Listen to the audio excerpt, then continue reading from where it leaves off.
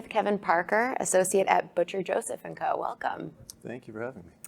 Welcome to the 2023 Leadership in Deal Making Summit, hosted by the M&A Advisor. Kevin, what is unique about Butcher and Joseph's work, and what is most compelling about the niche? So, as a middle market advisory firm, we can provide anything across the M&A spectrum, which is great to have. But we were founded with and maintain a core focus on employee stock ownership transactions. That's maybe about half of the work we do, and we really love that because the founder owners that we get to meet and work with are a little bit unique. They're the folks that want to give back to the employees who have helped them build their company over the last several decades. Mm-hmm. And so not just being a traditional advisor, but also getting to create a structure that provides wealth to the broad base of employee owners is exciting. And we do this work every day. We're behind the computer and we're thinking about it critically. But to then see the results for the employees that now are incentivized or excited is unique. So you generally are getting to work with pretty happy people.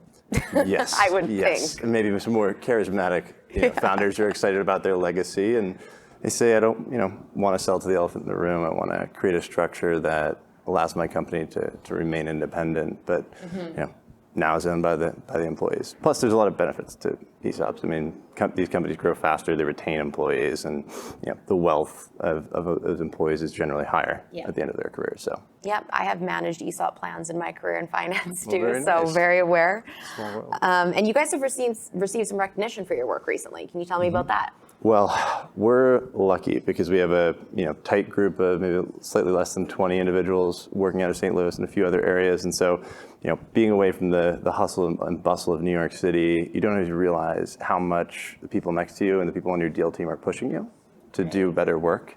And I think our recognition, it's exciting to be here, but our recognition comes from a focus on the individual involved, right? You have to think about it analytically and you have to have the right answer. But you're also in a situation where this is the most important thing in a founder owner's life, the sale of their business, their succession plan. So you get to work with one individual, you're responsible to that one individual. You're responsible to the people on your deal team, and in the ESOP context, it might be hundreds of employees whose life you're impacting over the next several decades. And so focusing on the people that we work with and how we're helping them, not just how we're getting a transaction done, I think is the way that we do our best work. And do you help educate the employees on the process, or? We have to. Honestly, that's almost always part of the rollout of a new ESOP plan. We'll walk in there and sometimes, a lot of employees are scratching their head as to what this means. But we work with companies across the life cycle of ESOP transactions, and so had a recent one where we helped them realize a kind of record valuation, diversify their retirement holdings. And I called the CFO the day after the transaction closed, and he said, I'm like, how are you? He's like, I'm doing well, but honestly, there's just a lot of happy people around here. Yeah. And it's nice to hear that from somebody who's you've worked in the trenches with on the details for a long time.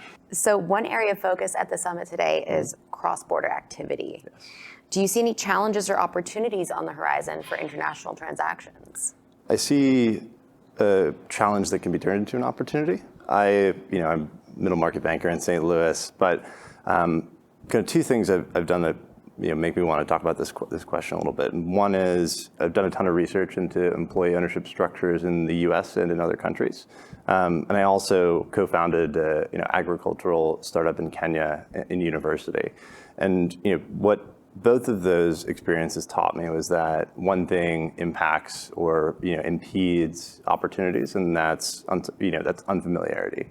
And so we see new legislation proposed in Canada for an employee ownership trust structure.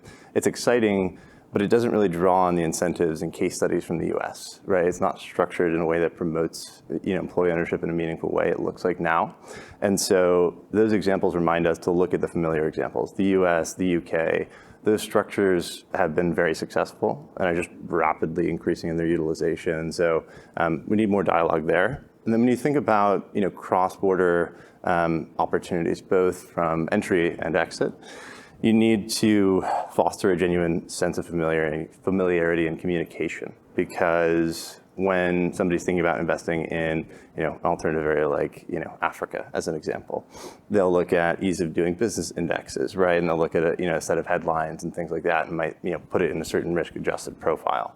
But you also need to think about, what is the team on the ground? What are their opportunities there? And, who am I working with? And then from, an exit perspective, you can't just put a risk-adjusted multiple onto this. You need to think about, from a strategic perspective, what does it mean to a potential acquirer to, enter a new market altogether, right? Access a new customer base, and how valuable is that to them? And so being creative starts with having a genuine connection with the people that you're working with. I think there's a lot of opportunity to come there. Absolutely. Well, thank you so much for your insights today, Kevin. Thank you for your questions. I am Leanna Hawkins with the M&A TV. Thank you for being here.